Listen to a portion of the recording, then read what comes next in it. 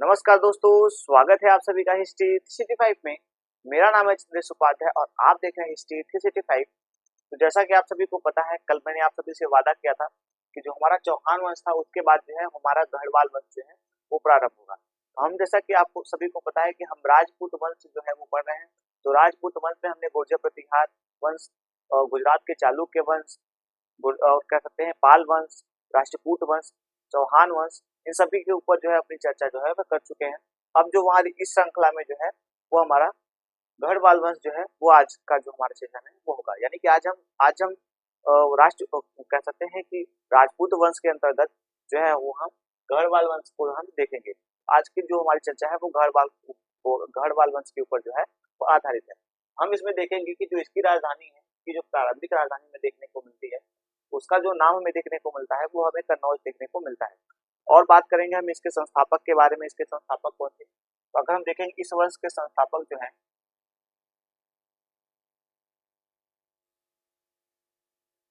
संस्थापक जो है, इनका जो हमें नाम देखने को मिलता है वो हमें देखने को मिलता है चंद्रदेव।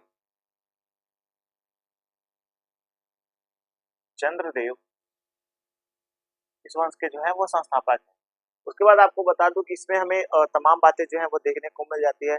इस वंश के जो अंतिम शासक हैं, अंतिम शासक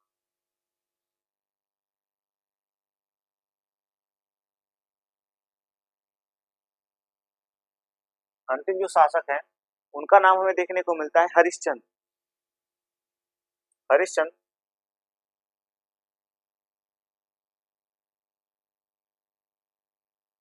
हरिश्चंद्र हरिश्चंद्र जो है वो इस वंश के जो है वो हमें अंतिम शासक देखने को मिलता है। तो जो संस्थापक है उनका नाम जो हमें देखने को मिलता है वो है जयचंद। उसके बाद अंतिम शासक जो है वो हमें हरिश्चंद्र देखने को मिल जाते हैं। इस प्रकार से मैं इन सभी के इनके जो महत्वपूर्ण है वो बातें देखने को मिलती है। लेकिन एक बात और आपको बता दूं कि इस वंश के जो हमें सबसे प्रतापी शासक, इस वंश के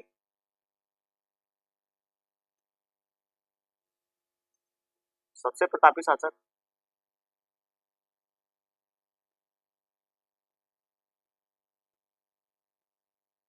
इस वंश के जो सबसे प्रतापी शासक हमें देखने को मिले हैं, उनका जो हमें नाम देखने को मिला है वो हमें गोविंद चंद देखने को मिला है।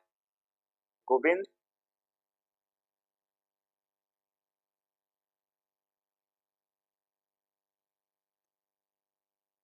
गोविंद चंद इस वंश के जो है वो सबसे प्रतापी शासक हैं, वो हमें देखने को मिलेंगे। उसके बाद हम देखेंगे कि इनके बारे में जो हमें एक महत्वपूर्ण तथ्य जो है वो देखने को मिलते हैं। तो हम थोड़ा सा उसके ऊपर जो है वो अपनी चर्चा जो है वो करते हुए आगे बढ़ेंगे। आपको बता दूं कि यह जो कह सकते हैं जो गुर्जर प्रतिहार वंश है, ये आप देखेंगे कि कन्नौज पर इनका जो है वो अधिकार होता हुआ हमें देखने को मिल जाता है। यानी कि आप देखेंगे कि प्रतिहारों के पतन के बाद जो प्रतिहार वंश हमें देखने को मिलते हैं, प्रतिहार वंश के पतन के बाद आप देखेंगे तो जो कन्नौज एवं बनारस का जो क्षेत्र है उस पर जो है वो हमें गढ़वाल वंश का जो है वो उदय होता हुआ देखने को मिल जाता है। तो आप इस चीज को नोट कर लीजिएगा, ये काफी महत्वपूर्ण है। कई बार ये क्वेश्चन पूछा गया है आपसे, ये जो गढ़वाल वंश है इसकी उत्पत्ति कैसे हुई है और ये किसके सामंत थे, ये सारी बातें जो है वो पूछी गई हैं। तो आप इसको जो है एक बार चर्चा में जो है वो ले लीजिएगा। आप देखेंगे कि प्रतिहारों के पतन के बाद,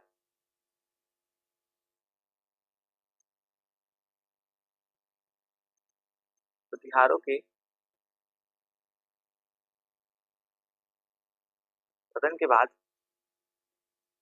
पतन के बाद आप देखेंगे कन्नौज पर और जो बनारस है, कन्नौज और बनारस पर जो है वह गढ़वालों ने अपनी जो राज्य थी उसको स्थापित किया।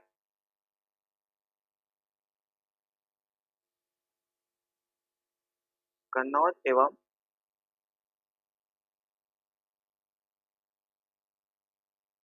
बनारस पर गढ़वालों ने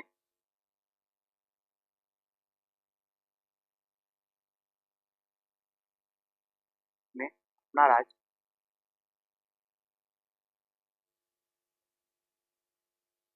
स्थापित किया।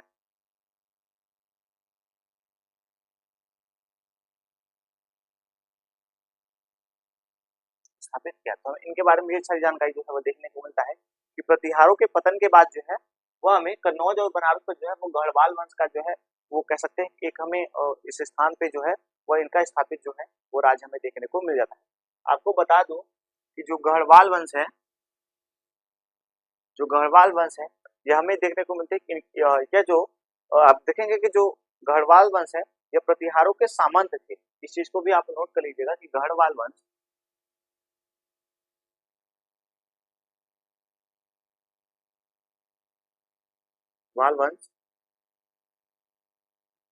प्रतिहारों के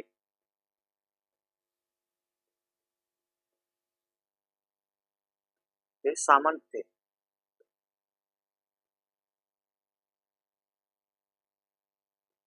यानी आप देखेंगे कि जो गढ़वाल वंश है यह प्रतिहार वंश के एक सामंत के रूप में जो है वो हमें देखने को मिल जाता है। लेकिन आपको बता दूं कि वास्तव में जो कचूरी वंश है उसके साम्राज्य के भवनाश अवशेष पे जो है वो गढ़वाल जो राज्य था वो स्थापित हुआ था। आप इस चीज को भी नोट कर लीजिएगा। यहाँ पे हमें प्रतिहार वंश के बारे में जो है वो जानकारी देखने को मिल रही है कि प्रतिहार वंश के कह सकते हैं कि ये संबंध थे। लेकिन आपको बता दूं कि जो कचूरी वास्तव में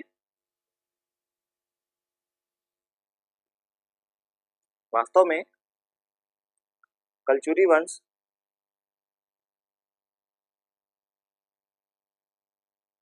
कलचुरी वंश के जो उनको ध्वस्त किया गया था उनके ध्वस्त अवशेष पे जो है वह हमें गढ़वाल वंश का जो है वो हमें नींव देखने को मिल जाता है। आप इस चीज को जो है वो नोट कर लीजिएगा।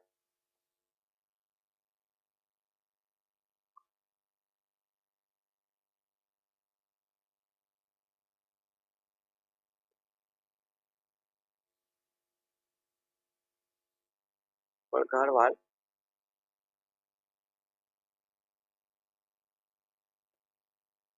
वंश उदित हुआ।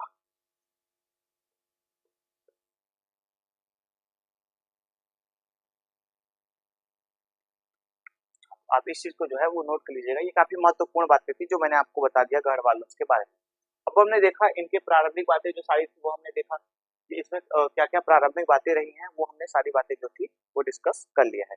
अब हम देखेंगे कि इस वंश के जो संस्थापक थे जयचंद, तो अब हम जयचंद के बारे में जो है वो अपनी बातें करेंगे। यानी कि आप देखेंगे कि जो अब हमारा चर्चा का जो मुख्य विषय बंधु है वो है इस वंश के जो शासक है। यानी कि हमने जो प्रारंभिक बातें थी गढ़वाल वंश के बारे में, इनकी उत्पत्ति कैसे हुई, इनके साक्ष्य क्या क्या है, वो सारी बातें जो थी वो हमने पहले ही डिस्कस कर ली। अब हम जो है इस वंश के जो शासक हैं, प्रथम शासक जो वास्तविक संस्थापक के रूप में देखने को मिलते हैं या कह सकते हैं संस्थापक के रूप में जो है वो हम देख सकते हैं। उनका जो हमें नाम देखने को मिलता है वो हमें चंद्र देव देखने को मिलता है। चंद्र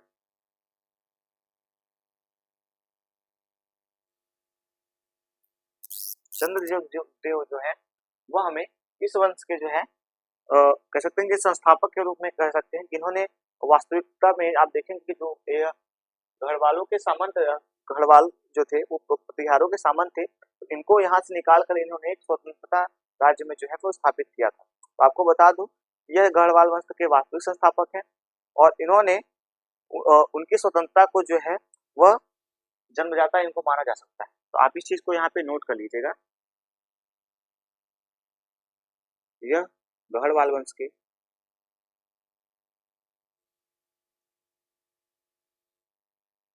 क्या हमें गढ़वाल वंश के जो है वह वास्तविक संस्थापक देखने को मिलते हैं।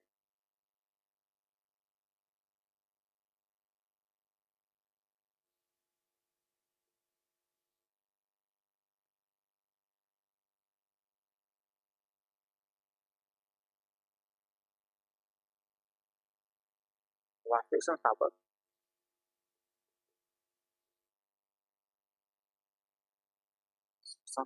थे।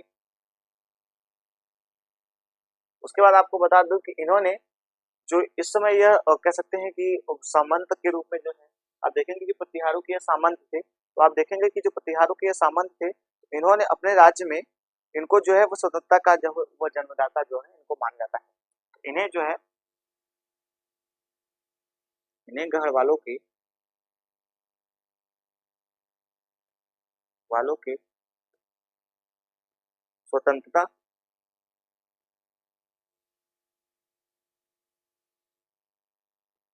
का जन्मदाता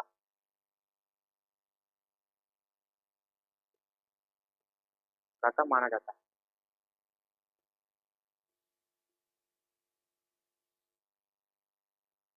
माना जाता है, तो इनके बारे में ये सारी बातें जो है वो हमें देखने को मिल जाती है कि इनको एक जन्मदाता के रूप में इसमें देखा जाता है। एक बात और आपको बता दूं कि इन्होंने गोपाल, आप देखेंगे कि गोपाल को पराजित कर कन्नौज पर अधिकार कर लिया था। इन्होंने इन्होंने गोपाल को पराजित कर कर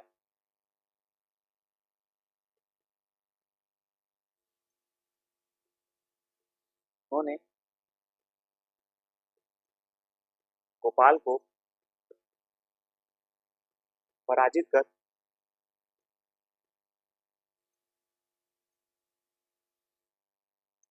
इन्होंने गोपाल को पराजित कर जो है, आप देखेंगे कि गोपाल को जो है वो उन्होंने पराजित कर दिया और कन्नौज पर जो है वो अधिकार कर लिया।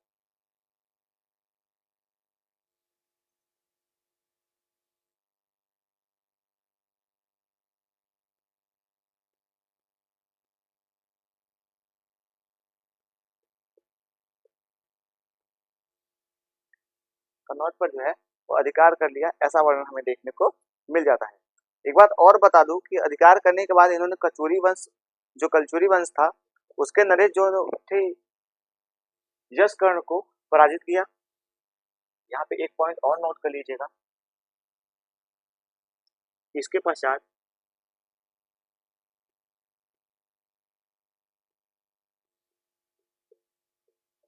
कलचुरी वंश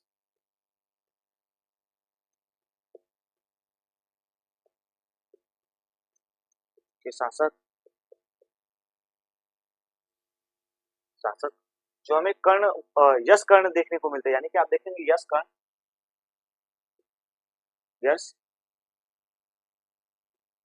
कर्ण को पराजित कर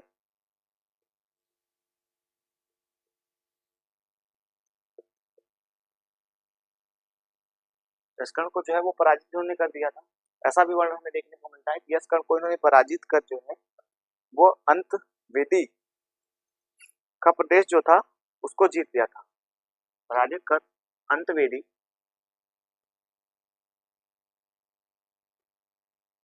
प्रदेश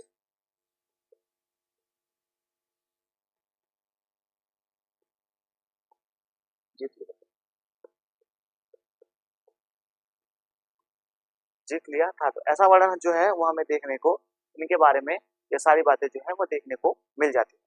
उसके बाद आपको बता दूं कि जो जयचंद थे, इन्होंने काशी कौशल इंद्रप्रस्थ गढ़वाल राज्य का जो है वो अंग बना लिया था। इस चीज को भी आप नोट कर लीजिएगा। आप देखेंगे कि यह एक वास्तविक स्थापक के रूप में हमें देखने को मिल रहे हैं, तो यह एक स्वतंत्र शासक में देखने को मिलेंगे। आप इस चीज को नोट कर लीजिएगा कि इन्होंने जो है वो काशी को, कौशल को एवं इंद्रप्रस्थ को जो है वो गढ़वाल वंश का जो है वो अंग बना लिया था। तो आप इस चीज को भी नोट कर लीजिएगा। इन्होंने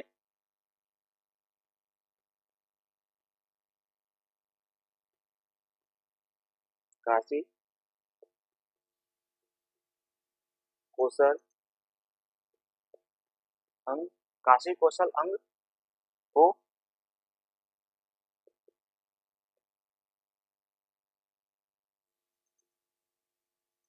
गढ़वाल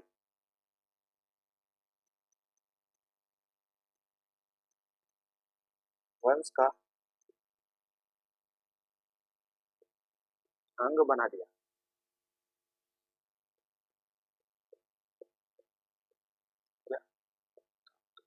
ये सारी जो बातें हैं वो हमें देखने को मिली, यानी कि आप देख रहे हैं कि इनका जो साम्राज्य है वो कितना ज्यादा विस्तृत हमें देखने को मिल जा रहा है। आपको एक बात और बता दूं कि जयचंद की जो आप देखेंगे कि जयचंद के जो अब इनके बाद जो उनके उत्तराधिकारी होते हैं, जयचंद के बाद जो इनके कह सकते हैं उत्तराधिकारी हमें देखने को मिलते हैं, इनका नाम हमें देखने को मिलता है मदन पाल। मदन पाल हुआ, लेकिन यह एक निर्बल शासक, यानी कि आप देखेंगे कि मदन पाल जो था वह एक निर्बल शासक के रूप में हमें देखने को मिलता रहता है। तो ऐसा जो हमें वर्णन इनके बारे में देखने को मिलता है, तो आप इस चीज को भी जो है वो नोट कर लीजिएगा। इनका उत्तराधिकारी ऐसे कर सकते हैं कि इनके बाद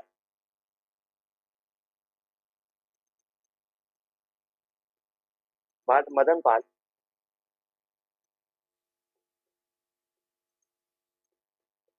शासक बना शासक बना। आपको बता दूं इनके हमें दो अभिलेख भी देखने को मिलते हैं, तो आप इस चीज को भी नोट कर लीजिएगा, काफी महत्वपूर्ण है कि राहन एवं भसही, यहाँ पे आप लिख लीजिएगा इनके अभिलेख, इनके अभिलेख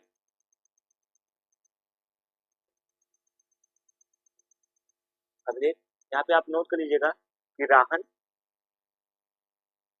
राहन और बसही एवं बसही,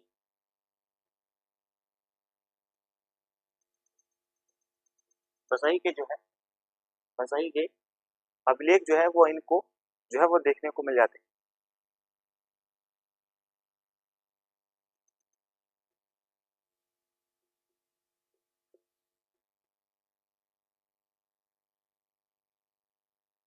अभिलेख आप देखेंगे इनके हमें दो अभिलेख जो है वो देखने को मिल जाते हैं क्रमशः। इस प्रकार से हमें इनके बारे में जो सारी बातें हैं वो देखने को मिलती हैं। इस प्रकार से हमें इनके बारे में समस्त जो बातें थी वो हमें देखने को मिल जाती है। इस प्रकार से आप देखेंगे कि इनके बारे में हमें तमाम बातें हैं वो हम देखेंगे। एक बार हम जो है इसके बारे में जो है एक बार हम रिवीजन फिर से कर लेते हैं, ताकि जो हमारी क्लास है वो काफी महत्वपूर्ण हो सके। तो जैसा कि आप सभी को पता है कि हमारा जो चर्चा हो रहा था वो गढ़वाल वंश के ऊपर आधारित है, यानी कि आप देखेंगे कि जो गढ़वाल वंश है उसके ऊपर हमारी चर्चा आधारित है। आप देखेंगे कि हमने जो कह सकते हैं कि राजपूत वंश है उसमें जो है वो गढ़वाल वंश के बारे में हम आज देख रहे हैं, तो हम इनके ऊपर जो है अपनी चर्चा जो है वो आगे बढ़ाएंगे। तो सबसे पहले हम देखेंगे कि गढ़वाल वंश का जो उत्पत्ति है वो कैसे कैसे हुई, इनके बारे में जो प्रथम साक्ष्य है वो क्या क्या देखने को हमें मिले। तो हम गढ़वाल वंश के बारे में देखेंगे। इनकी जो राजधानी थी वो कन्नौज थी, तो आप इस चीज को जो है वो नोट कर लीजिएगा कि इनकी जो राजधानी थी वो कन्नौज थी। उसके बाद आप देखेंगे जो इनके संस्थापक थे उनका नाम में जयचंद, आपको बता दूं कि चंद्रदेव जो है वो देखने को मिलता है, यानी कि आप देखेंगे जो चंद्रदेव है वो इस वंश के जो है वो वास्तविक संस्थापक या संस्थापक कह सकते हैं। तो हमें इनके बारे में ये सारी बातें जो है वह देखने को मिल जाती है। लेकिन आपको बता दूं कि इस वंश के जो अंतिम शासक थे उनका नाम हमें हरिश्चंद्र देखने को मिल जाता है, यानी कि आप देखेंगे कि इस वंश के जो अंतिम शासक रहे हैं उनका जो हमें नाम देखने को मिलता है वह हरिश्चंद्र था। उसके बाद आपको बता दूं कि इस वंश के सबसे जो प्रतापी शासक थे उनका जो हमें नाम देखने को मिलता है वह गोविंद थे, यानी कि आप देखेंगे गोविंद चंद्र जो थे इस वंश के जो है वो हमें सबसे ज्यादा प्रतापी शासक देखने को मिले हैं, जो कि हम अभी मदन लाल के बाद जो मदन पाल हुए हैं उनके बाद जो है वो शासक बनते हैं, तो अभी हम उनके बारे में जो है वो अपनी चर्चा करेंगे। उसके बाद आपको बता दूं कि प्रतिहारों के पतन के बाद आप देखेंगे कन्नौज और बनारस में जो है वो गढ़वालों ने अपना जो है वो साम्राज्य था उसको स्थापित किया था। एक प्रारंभिक बातें जो हम देखते हैं कि आपने देखा कि प्रतिहारों के, यानी कि आप देखेंगे जब गुर्जर प्रतिहार वंश हम पढ़ते हैं तो उनके पतन के बाद जो है आप देखेंगे कि पतन के बाद जो है वो कन्नौज पे जो है वो बनारस राज्य जो है वो हमें कन्नौज एवं बनारस राज्य पे जो है वो गढ़वालों ने अपना जो है वो साम्राज्य जो था उसको स्थापित कर रखा था। तो हमें इनके बारे में ये जानकारी जो है वो देखने को मिल जाती है। आपको बता दूं कि गढ़वाल वंश जो था वो प्रतिहारों के सामंत थे, तो ऐसा वर्णन भी हमें देखने को मिलता है, यानी कि आप देखेंगे कि जो गढ़वाल वंश के प्रारंभिक शासक हुए होंगे वह प्रतिहारों के जो है वो सामंत के रूप में जो है अपना जीवन यापन जो है वह कर रहे थे। वास्तव की बात आपको बता दूं कि वास्तव में हम देखेंगे कि जो कलचुरी वंश है, यानी कि आप देखेंगे कि जो कलचुरी वंश है हमारा, कलचुरी वंश जो है इसके भवनाश अवशेष पे, यानी कि आप देखेंगे कि जो इनका ध्वस्त होने के बाद जो साम्राज्य इनका जो ध्वस्त होने के बाद आप देखेंगे तब गढ़वालों ने जो है वो अपना राज्य को जो है वो उदित कर किया था। यानी कि आप देखेंगे कलचुरी वंश के भवनाश अवशेष पे जो है भवनाश पे अवशेष पे जो है वह हमें गढ़वाल वंश का जो है वो उदित होता हुआ देखने को मिल जाता है। उसके बाद आपको बता दूं कि जो जयचंद है सॉरी जो इस वंश के वास्तविक संस्थापक हैं हम उनके बारे में यहाँ से जो है वो प्रारंभ करेंगे, यानी कि इस वंश के जो हमें प्रथम शासक देखने को मिले हैं वह हमें चंद्रदेव देखने को मिले हैं। हम इनके बारे में जो है वो प्रारंभिक बातें जो है वो करते हुए आगे बढ़ेंगे। तो हमने जयचंद के बारे चंद्रदेव के बारे में देखा, तो यह गढ़वाल वंश के यह गढ़वाल वंश के वास्तविक संस्थापक है, जैसा कि मैंने ये बात आपको पहले बता दी। यह गढ़वाल वंश के वास्तविक संस्थापक थे। उन्होंने गढ़वालों की जो स्वतंत्रता थी उसको जो है उसको उसको इनको एक तरह से इनका जन्मदाता जो है वो माना जा सकता है। यानी कि आप देखें गढ़वाल वंश के जो जन्मदाता हैं या कह सकते हैं वास्तविक संस्थापक हैं उनके बारे में हम देखेंगे तो वो हमें चंद्रदेव देखने को मिल जाएंगे। उसके बाद आपको बता दूं कि इन्होंने गोपाल को पराजित करके कन्नौज पर जो है वो अधिकार कर लिया था। यानी कि आप देखेंगे कि जो गोपाल है उनको इन्होंने पराजित किया था और गोपाल को पराजित करने के बाद जो है वो कन्नौज पर जो है वो अपना राज्य जो है स्थापित किया। उसके जस्ट बाद यानी कि आप देखेंगे उसके पश्चात जो है इन्होंने अपना जो है दूसरा युद्ध जो है वो कलचुरी वंश के शासक जो थे जसकर्ण यश कर्ण के ऊपर जो है वो इन्होंने किया और इनको पराजित करके यानी कि आप देखेंगे कि जो कलचुरी वंश के शासक थे यश कर्ण, इनको पराजित कर करके अंत अंत देवी अंतवेदी जो दुर्ग था यानी कि अंतवेदी जो प्रदेश था उसको इन्होंने जीता और उसको जीतने के बाद उस पर जो है वो अधिकार कर लिया था। इसके बाद बता दूं आपको कि इन्होंने क्रमशः जो अपनी विजय यात्रा थी उसको जारी रखा। इन्होंने काशी, कौशल, अंग को जो है वो गढ़वाल वंश का यानी कि आप देखें काशी, कौशल, अंग, इंद्रप्रस्थ जो था उसको गढ़वाल वंश का जो है इन्होंने एक कह सकते हैं कि वंश जो है वो इन्होंने कह सकते हैं कि जो अपना वंश गढ़वाल वंश को जो है वहां तक इन्होंने अपना विस्तार जो है वह कर लिया था। इनके बारे में ये सारी बातें जो है वो हमें देखने को मिल जाती है कि इन्होंने गढ़वाल वंश के बारे में ये सारी जो बातें थी वो की। यानी कि आप देखें कि इन्होंने काशी, कौशल, अंग और सॉरी काशी, कौशल और इंद्रप्रस्थ पे जो है वो इन्होंने अपना जो है वो राज्य जो है वो स्थापित कर दिया था। ऐसा वर्णन हमें इनके बारे में जो है वो देखने को मिल जाता है। इनके बाद आप देखेंगे इनके बाद जो है वो मदन पाल जो है वो शासक बनते हैं। वह एक निर्बल शासक रहते हैं यानी कि जो मदन पाल है वह इनके बाद जो है वो शासक बनते हैं और वह एक निर्बल शासक के रूप में हमें देखने को मिल जाते हैं। इनके बारे में कुछ महत्वपूर्ण बातें देखने को हमें नहीं मिलती है, लेकिन आपको बता दूं कि अब इस वंश के जो सबसे काफी शासक हमें देखने को मिलते हैं गोविंद चंद, यानी कि आप देखेंगे जो गोविंद चंद है जो हमें इनके बाद जो है वो शासक देखने को मिल जाते हैं। एक बात और आपको बता दो कि यहाँ पे जो हमें इनके अभिलेख देखने को मिलते हैं वो राहन के अभिलेख और कह सकते हैं बसई के अभिलेख जो है वह देखने को मिल जाते हैं। यानी कि राहन के अभिलेख और बसई के अभिलेख जो है हमें इनके बारे में जो है वह देखने को मिल जाते हैं। अब हम जो है हमारी जो अब आगे की क्लास यानी कि जो हमारी अब आगे क्लास बढ़ेगी वो हमारा इस वंश के सबसे प्रतापी शासक जो गोविंद चंद है इनके ऊपर जो है वो आधारित रहेगा। तो आप एक बार जो है वो इसका एक बार स्क्रीनशॉट लें ताकि मैं साफ करके जो है वो अपने क्लास को जो है वो आगे बढ़ा सकूं।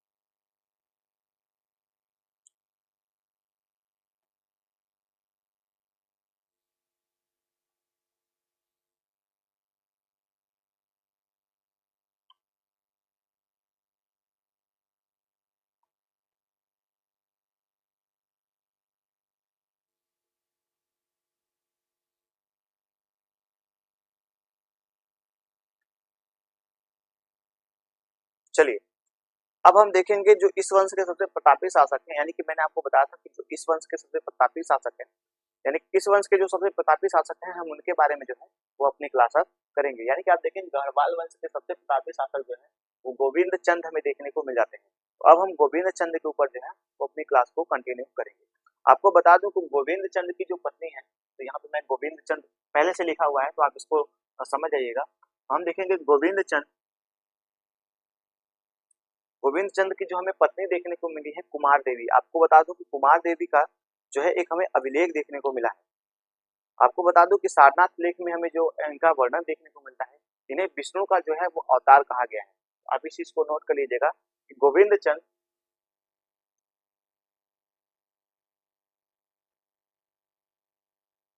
गोविंद गोविंद चंद गोविंद चंद जो थे गोविंद चंद की पत्नी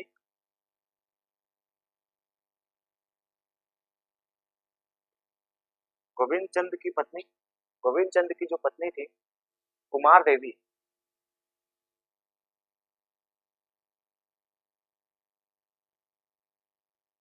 देवी इनका सारनाथ नाथ लेख में सारनाथ जो लेख था उसमें हमें ऐसा वर्णन देखने को मिलता है यानी कि इनकी उपाधि जो है इनका जो कह सकते हैं कि इनको जो है वो विष्णु का अवतार कहा गया है। यानी कि आप देखेंगे कि इनको विष्णु का अवतार कहा गया है लेख में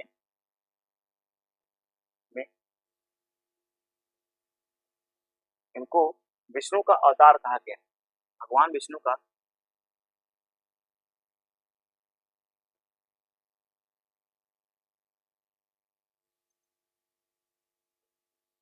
अवतार कहा गया है।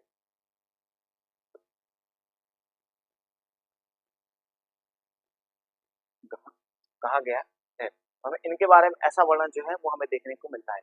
यह जो थे वो आपको बता दूं कि यह जो थे यानी कि जो हमें गोविंद चंद देखने को मिलते हैं, गोविंद चंद के जो पिता का नाम हमें देखने को मिलता है वो मदन पाल देखने को मिलता है। यानी कि आप देखेंगे कि इनके बारे में हमें एक ऐसा वर्णन देखने को मिलता है कि मदन पाल को जो कह सकते हैं कि जो मदन पाल थे उनको जो है वो किसी राज्य ने उनके राज्य पर आक्रमण कर करके उसके बाद उनको जो है वो अपने अधीन कर लिया था। उनको छुड़ाने के लिए यह जो है गोविंद चंद है वो जाते हैं और उनको उस राज्य को पराजित करने के बाद जो है वो उनको छुड़ा करके लाते हैं। तो आप इस चीज को भी नोट कर लीजिएगा। इनके पिता का जो नाम था वो हमें कह सकते हैं गोविंद चंद देखने को मिलता है। यानी कि जो मैंने आपको बताया था मदन पाल, जो मदन पाल थे, गोविंद चंद के जो पिता के नाम में देखने को मिलता है वो हमें मदन पाल देखने को मिल जाता है। तो आप इसको जो है वो एक बार नोट कर लीजिएगा। उसके बाद हम आपको बताते कि इसके बाद हमें भी इनके बारे में और भी सारे जो वर्णन है वो देखने को मिल जाते हैं। जैसा कि आपको बता दूं कि सर्वप्रथम गोविंद ने ही अश्वपति, नरपति, गजपति और कचूरी के विरुद्ध ये सारी उपाधियां जो थी वो धारण किया था। सर्वप्रथम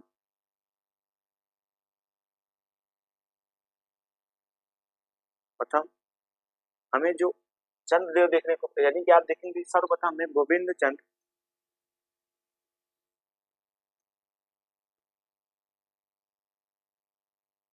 हमें सर्वप्रथम गोविंद चंद की तमाम जो उपाधियां हैं वो हमें देखने को मिल जाती है। यानी कि आप देखें गोविंद चंद ने जो अपनी उपाधियां जो है वो धारण की है, गोविंद चंद ने ही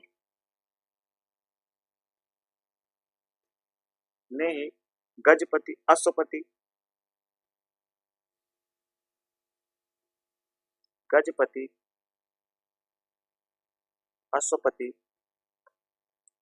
गजपति और अश्वपति का जो है उपाधि इन्होंने धारण किया। यानी कि आप देखें गजपति, अश्वपति, नरपति,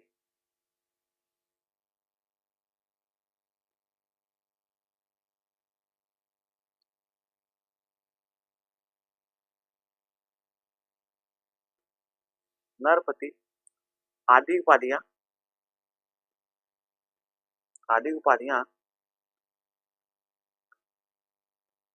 दिया कलचुरी वंश, कलचुरी वंश आप देखेंगे कलचुरी वंश के जो है वो विरुद्ध अपने अन्य उपाधियां जो थी इन्होंने अपना साथ जो है वो जोड़ लिया था। यानी कि आप देखें कलचुरी वंश के विरुद्ध में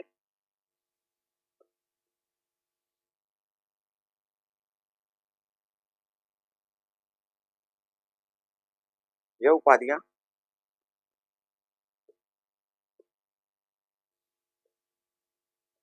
जोड़ा था जोड़ा था। तो हमें ऐसे इनके बारे में जो सारी बातें हैं वह देखने को मिल जाती है कि इन्होंने ऐसी ऐसी जो बातें हैं वह आपको बता दो।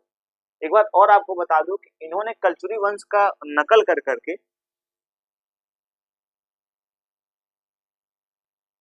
इन्होंने कलचुरी वंश चुरी वंश का नकल कर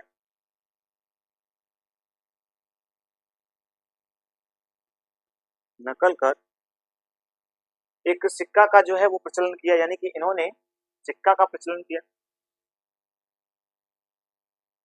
एक सिक्का का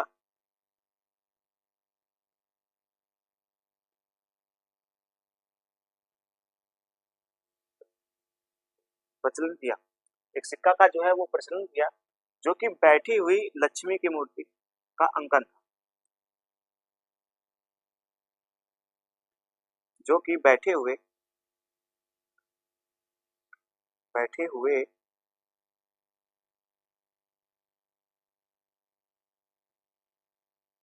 लक्ष्मी का अंकन किया गया था। बैठी हुई लक्ष्मी का जो है वो अंकन किया गया था।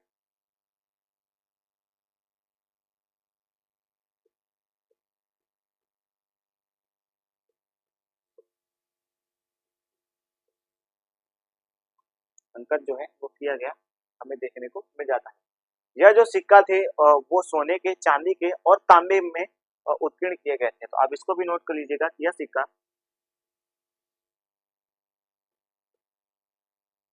सिक्का सोने,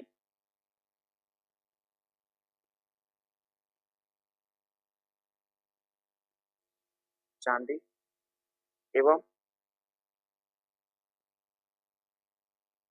तांबे में ढाले गए थे। तो ऐसा वर्णन हमें जो इनके बारे में वह देखने को मिल जाता है। आपको बता दूं कि गोविंद चंद थे, इन्होंने कन्नौज पर गढ़वालों की जो राजधानी थी उसका जो है वो राजधानी को इन्होंने दूसरी राजधानी जो है वो बनारस में जो है वाराणसी में जो है वो इन्होंने हस्तांतरित कर दिया था। तो ऐसा वर्णन जो हमें देखने को इनके बारे में मिल जाता है कि गोविंद चंद ने गोविंद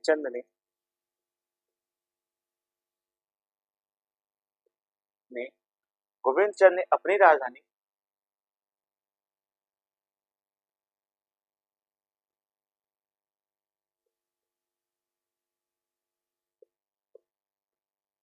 गोविंद चंद ने अपनी जो राजधानी थी वो अपनी राजधानी, आप देखेंगे कि जो गढ़वालों का हमें राजधानी देखने को मिलता है वो कन्नौज देखने को मिलता है।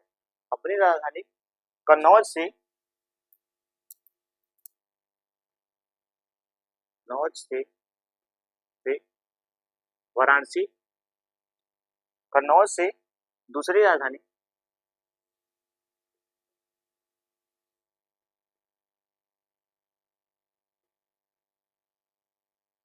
वाराणसी को बनाया।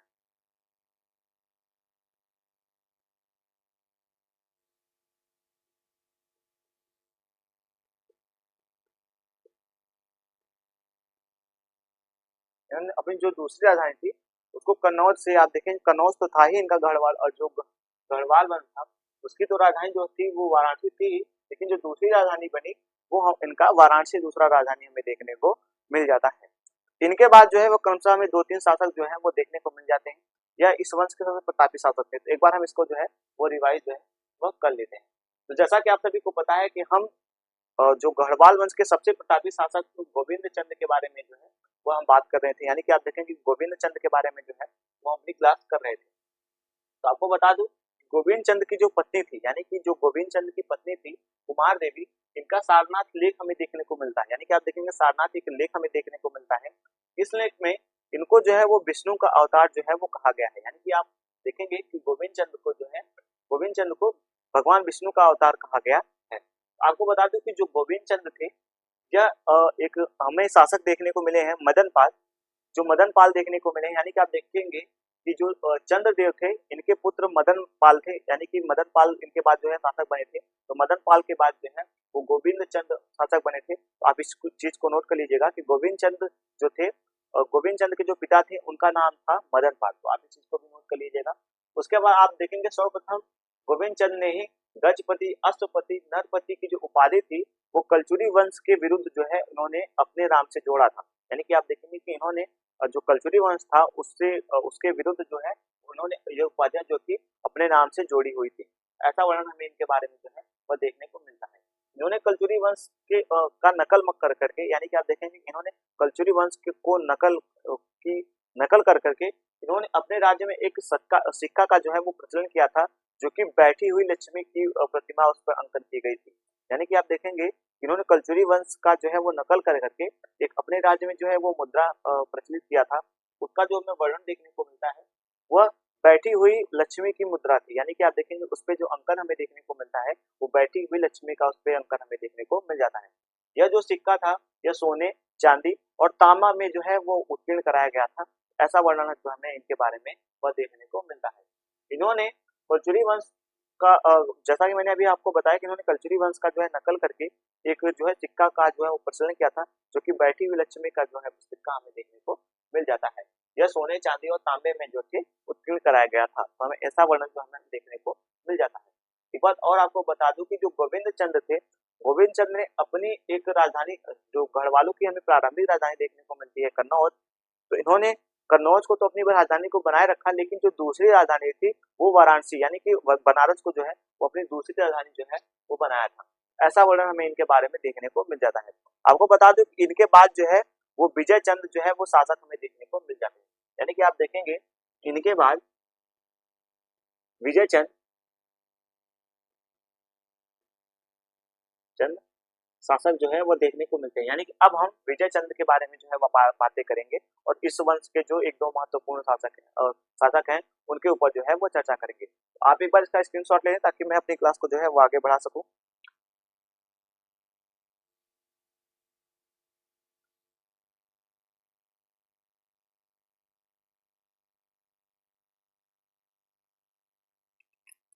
चलिए अब हम देखते हैं इनके बारे में हम सारी बातें जो है वो देखते हुए आगे बढ़ेंगे।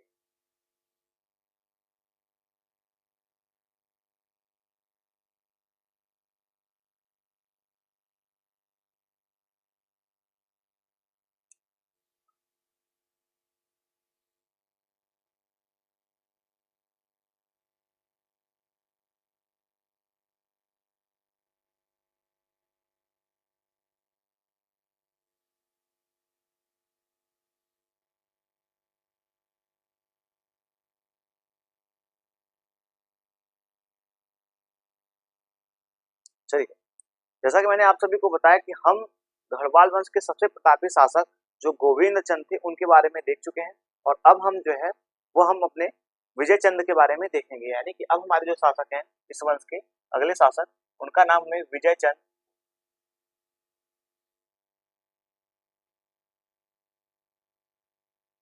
जो है वो देखने को मिल जाता है। इनके बारे में दो तीन बातें जो महत्वपूर्ण है वो हम देखते हुए आगे जो है वो बढ़ेंगे। इन्होंने लाहौर के किसी मुस्लिम शासक को जो है वो हराया था, ऐसा वर्णन हमें इनके बारे में देखने को मिलता है। इनके बारे में कुछ ज्यादा इंपॉर्टेंट बातें नहीं देखने को मिलती। इन्होंने इन्होंने लाहौर के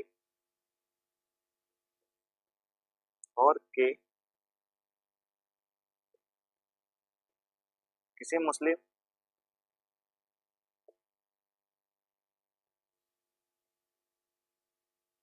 शासक को हराया था। हराया, हाँ, ऐसा वर्णन जो हमें है इनके बारे में जो है वो देखने को मिलता है। इसी के समय में आप देखेंगे कि जो दिल्ली के शासक तंवर गढ़वालों के सामंत थे, उस समय चौहानों के सामंत जो है वो हो जाते हैं। आपको इस बात को भी नोट कर लेना है। इसी के समय समय तंवर वंश तंवर वंश जो गढ़वालों के सामंत थे, जो गढ़वालों के दिल्ली के तंवर वंश जो गढ़वालों के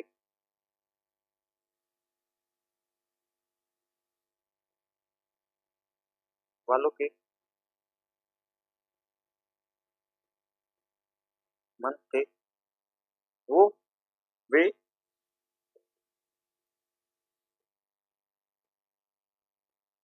चौहानों के सामंत हो जाते हैं।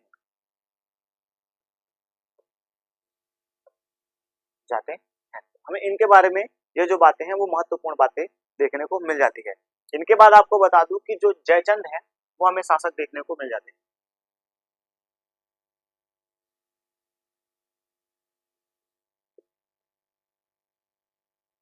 जयचंद जो है वो क्रमशः शासक हमें देखने को मिल जाते हैं। तो जयचंद के बारे में भी हमें दो तीन पॉइंट जो है वो काफी महत्वपूर्ण है कि मुस्लिम इतिहासकार इन्हें भारत का सबसे महान शासक जो है वो बताता है। यानी कि आप देखेंगे कि मुस्लिम इन्हें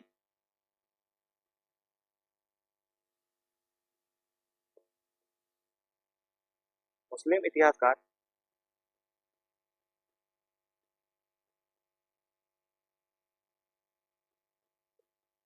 भारत का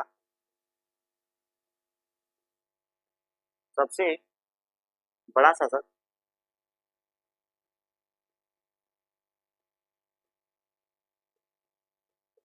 बताते हैं। यानी कि जो मुस्लिम इतिहासकार हमें देखने को मिले हैं वो जयचंद को जो है भारतवर्ष का सबसे बड़ा जो शासक जो है वो बताते हैं। जयचंद ने जो है वो कमौली अभिलेख बनारस में, इनका जो है एक हमें कमौली अभिलेख जो है वो प्राप्त हुआ है। तो आप इस बात को भी नोट कर लीजिएगा कि जयचंद का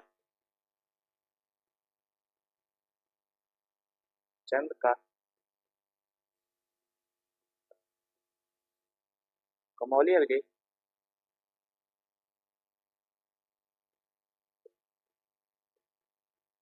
कमौली अभिलेख बनारस से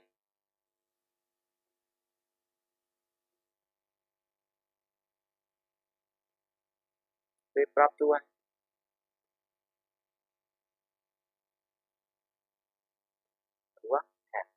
इनके बारे में ये जो महत्वपूर्ण बातें हैं वो हमें देखने को मिल जाती हैं। उसके बाद आपको बता दूं कि इस वंश के जो अंतिम शासक हैं वह शासक बनते हैं, यानी कि आप देखेंगे हरिश्चंद्र।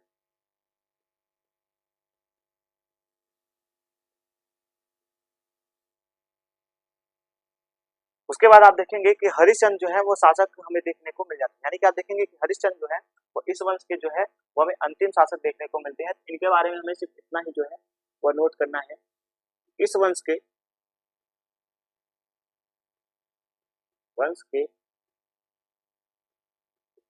सबसे अंतिम शासक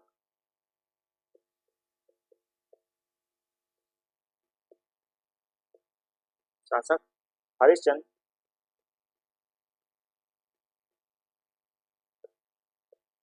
हरिश्चंद्र यानी कि आप देखेंगे कि इस वंश के जो हमारे सबसे अंतिम शासक हैं वो हरिश्चंद्र हमें देखने को मिल जाते हैं। तो इस प्रकार से हमें गढ़वाल वंश का एक संपूर्ण जो इतिहास है वो देखने को मिल जाता है। तो जैसा कि आप सभी को बता दूं कि हमने गढ़वाल वंश के सबसे जो प्रसिद्ध शासक हमें देखने को मिले हैं गोविंद चंद के बारे में जो हमने चर्चा कर ली थी, और गोविंद चंद की चर्चा करने के बाद जो है वो हम विजय चंद के ऊपर जो है वो अपना क्लास जो है वो कर रहे थे। यानी कि आपको बता दूं कि विजय चंद के ऊपर जो है अपनी क्लास कर रहे थे। अब हम विजय चंद के बारे में देखेंगे, उनके बाद जो शासक हमें क्रमशः हुए हैं उनके बारे में जो है वो हम चर्चा करेंगे। तो सबसे पहले हमने गोविंद चंद के बारे में देखा, इस वंश के सबसे प्रतापी शासक जो थे हमने उनके बारे में देखा। और अब हम जो विजय चंद है इनके बारे में जो है वो अपनी चर्चा करेंगे। तो हम देखेंगे विजय चंद के बारे में, इन्होंने लाहौर किसी मुस्लिम शासक को जो है वो पराजित किया था, ऐसा वर्णन जो है वो हमें इनके बारे में देखने को मिल जाता है। इन्हीं के समय में आप देखेंगे जो दिल्ली के हमें तंवर वंश देखने को मिलते हैं वो पहले गढ़वाल वंश के जो गढ़वाल वंश थे उनके सामंत थे, जो कि बाद में आप देखेंगे चौहानों के जो है वो सामंत हो जाते हैं। तो जैसा कि आप सभी को बताया कि हमने चौहान वंश के बारे में जो है वो चर्चा अपने क्लास में की है, अगर आपने उस क्लास को नहीं देखा है तो प्लीज जाके देख लीजिएगा। उसमें मैंने चौहान वंश के बारे में संपूर्ण बातें जो है वो इससे पहले की जो क्लास हुई है उसमें मैंने आपको बताया हुआ है, तो आप उसको जो है वह देख सकते हैं। चौहान वंश के बारे में हमने चौहान वंश के सामंतों के बारे में जहाँ वहाँ पे सारी बातें जो है वो बता रखी पहले से। उसके बाद आप देखेंगे कि इनके बाद जो है वो जयचंद हमें क्रमशः शासक देखने को मिल जाते हैं। जो जयचंद है यह इनके बाद जो है वो क्रमशः शासक हमें देखने को मिलते हैं। तो जयचंद जो थे इनको मुस्लिम इतिहासकारों ने इन्हें जो है वो भारत का सबसे बड़ा जो शासक है वो बताते हैं। कई इतिहासकार जो विजय चंद है और जो गोविंद चंद है इनको भारत का सबसे बड़ा शासक बताते हैं, लेकिन कई इतिहासकार जो है वो इनको ही सबसे बड़ा शासक मानते हैं। तो इस प्रकार से हमने इनके बारे में ये बातें जो है वो देखी। जयचंद की हमें कमोली का अभिलेख जो है वह देखने को मिल जाता है जो कि बनारस में स्थित है। तो इसमें भी हमें इनके बारे में जो जानकारी है इस वंश के बारे में, इनके बारे में कुछ जो महत्वपूर्ण बातें हैं वो इस कमौली अभिलेख में हमें जो बनारस के पास जो है वो स्थित है, बनारस में स्थित है, उसमें हमें देखने को मिल जा रहा है। उसके बाद हम देखेंगे कि इस वंश के जो हमें जो कह सकते हैं कि अंतिम शासक हैं वह देखने को मिलते हैं, जिनका नाम हमें हरिश्चंद्र देखने को मिल जाता है। आप देखेंगे कि इस वंश के जो सबसे गढ़वाल वंश के जो सबसे अंतिम शासक हैं उनका नाम जो हमें हरिश्चंद्र है वह देखने को मिल जाता है। इस प्रकार से हमने आज जो है वो गढ़वाल वंश के संपूर्ण जो इतिहास था उसको पढ़ा और उसके बाद पढ़ने के बाद उनके जो तमाम हमें कह सकते हैं कि शासक थे उनके बारे में जो है वो हमने बातें की। तो आपको ये क्लास कैसी लगी कमेंट सेक्शन में जरूर बताइएगा, और ये जो पढ़ाने का तरीका था वो आपको कैसा लगा वो भी आप कमेंट सेक्शन में जरूर बताइएगा। और अगर आपके कोई क्वेश्चन हो इस कह सकते हैं कि इस क्लास से रिलेटेड तो आप जरूर उसको पूछ सकते हैं कमेंट सेक्शन में, मैं उसका जो है उत्तर वो आपको देने का जो है वो प्रयास करूंगा। आज की क्लास को हम यहीं तक रखेंगे। अब आगे जो है वो हमारी जो सेन वंश का है उस पर जो है वो हमारी क्लास होगी, यानी कि इससे बाद जो है हमारी क्लास होगी वो हमारा सेन वंश के ऊपर आधारित होगा। आज की क्लास को हम यहीं तक रखते हैं, चलते हैं, जय हिंद।